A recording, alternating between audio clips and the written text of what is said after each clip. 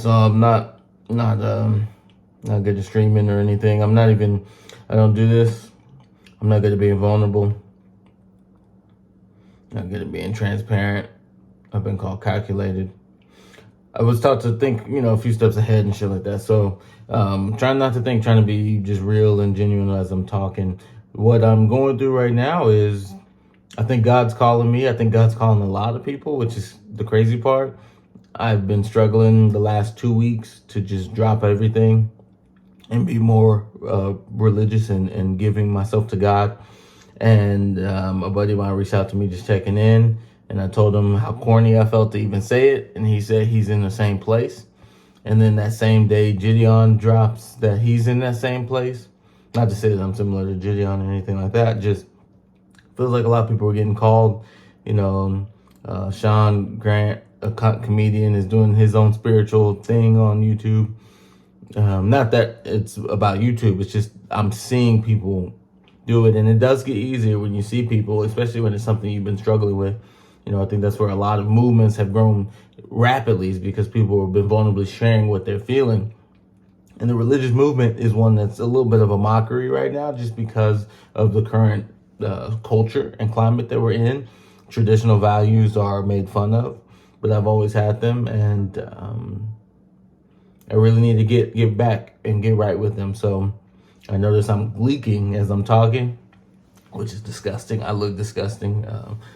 This is a product of, pain, trying to figure myself out, trying to challenge myself, and then making excuses to just allow me to be this way. It's very interesting how fast you can rationalize lack of health and rationalize decay in yourself just so that you feel better about it and stay in the self-loathing.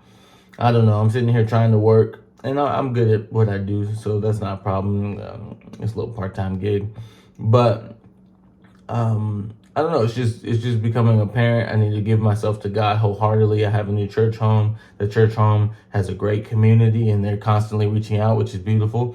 So that's a big thing. I need to walk in faith and trust. It's something I've never really done effectively. I have a really deep relationship with God, so that's not what I'm talking about. I'm talking about walking with faith. I'm talking about walking blindly. God has given me a gift of future premonitions, predicting. You can call it hooey if you want to, but a lot of things that I have experienced, you can call it manifesting or whatever. I literally imagined it, went there, experienced it, and these are low probability things. The things that I've done are low probability, but the reason why my successes aren't rampant or you hadn't heard of them is because once I imagine them, once I walk in them, I no longer desire them, because I'm only going as far as I could see. I'm never willing to go beyond that. And therefore, the gifts that God has set up for me, I always leave on the table. And I can go into detail. There's countless situations just like this. It's not really me speculating or anything. Once I share those things, it'll be transparent as hell. But no, I need to really challenge myself to walk blindly and to just trust God. I do trust God, but I trust Him to lead me to where He showed me to go. I haven't really learned how to trust Him to lead me to where He hasn't shown me, and that's when I get in chaos and despair, and I start to fall apart and have a lot of dysfunction. So I think I need to just strengthen my relationship. He's already shown me a lot. I've been super blessed, and it's easy to follow God when you're lucky, when you're blessed like I am. But what's interesting is, even though I'm blessed and lucky and can set comfortably knowing I have a good relationship with Him, I'm constantly being reminded that I don't have enough of a relationship with Him, which is super interesting. So I don't know why it's taking me this long, other than the fact that I have hubris. I'm a human being. I'm an individual who has high confidence and self-respect. So that could easily lead to a high ego, and that ego could keep me away from God if ego is of the flesh. So there's things I need to work on for sure, but I don't know. We're gonna figure it out. I'm gonna head in that direction.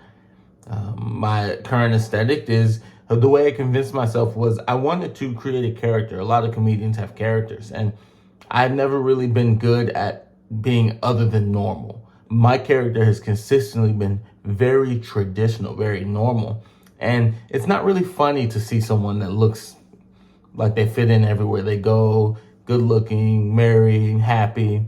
That's not comical in any way. So I wanted to add more of a comedic appeal. I've seen other people step in their gifts because they accept their self-deprecation parts of them. And I don't really have much of that. And I don't know if that's my ego blocking it. I'm sure there's things to laugh at. But I wanted to create that. So I started to really, lean into just looking however nature takes me.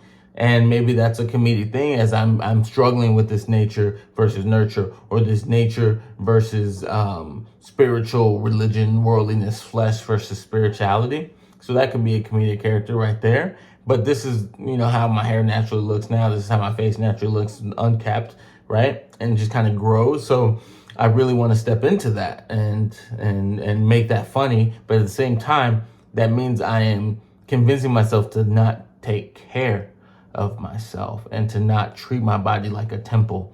So I don't really know how this journey is going to look. That's kind of the goal, but I'm very hesitant to think about it because honestly, if I start to think, I start to predict. This is how my brain operates. And once I start to predict, I start to manifest what I predicted, and that's very unfortunate. So I don't even want to think about the journey. I have my own preconceived notions of what will happen if I start to even hint at it. So I'm just going to keep talking to you. But that's where I am. I'm recording this with no real expectations of it. I don't know what to do with it. I'm really bad. In the past, I've been really bad about editing and taking things to the next step. Maybe I just post this stuff blindly. Maybe that's what people are doing, and then they don't even have to edit, which makes perfect sense because editing is still some form of a curation, right? It's not as authentic or raw. So maybe that's how they solve those problems. That's really scary for me. I don't know how to post something raw like that, but I'm a comedian. I want to be funny. I also want to be myself. I have Brother Man Chris, which maybe I'll use this for that because Just Chris Beasley is a curated comedian, and I haven't really found the line for both yet. So I'm just working through the process. Maybe these are conversations I typically have with my therapist, which I love my therapist. She's phenomenal. We have a lot of laughs, but maybe I just need to kind of come to y'all. Y'all are free and I'm cheap. So maybe I just need to come to you guys as I'm slowly heating up. I'm wearing a hoodie because I'm cold typically everywhere, but as I'm having this conversation, getting ramped up and excited, I'm slowly feeling overwhelmed and overheated. Ramped up makes me think of Kanye because he gets ramped up due to the diagnosis of being bipolar. And so that's nothing that has to do with me. I just remember him stating that phrase. So yeah, that's the journey I'm on. I need to really walk with the Lord, and that comes with limitations and letting things go. That comes with sacrifices. I was listening to, I believe it was Shador Sanders talk about sacrifices, and it was so ironic. It just hit me because it was something it was on my plate. I just wasn't consuming it. It's like, I don't want to touch my greens. No one wants that. I just want the sugars. And it's true. There are things you have to let go of, and there's things I don't want to let go of. They connect me to my past. They connect me to the identity that I've created for myself that I'm afraid to lose. But at the end of the day, I know the truth. I know what is a calling and something that's consistently speaking out to me. And I got to let some things go and let God in. And so, I think that means my schedule changes, right? My evenings might be in worship and Sunday school and Bible study and men's ministry and fellowship. And those opportunities are there. I've already been told about these events and these community outreach opportunities for me to grow in my faith. But I'm hesitant to take them up due to what it will limit me from doing. And so I gotta just take that plunge and take that dive man, I don't know how people do these things, or I mean, I don't know if people listen. I don't know if people care. I've been talking for 10 minutes now. Like, do I post the whole thing? Do I post a little bit?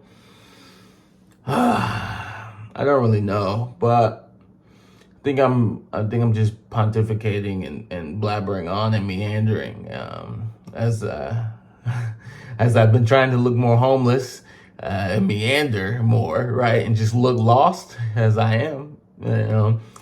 God has shown me that I'm lost in many ways. So, maybe I am homeless, and that means I meander, bro. I just be going. I just be going. If I gotta get somewhere, I probably should leave now. If I gotta get there in a month, I need to go. So let me head that way. It's been cool.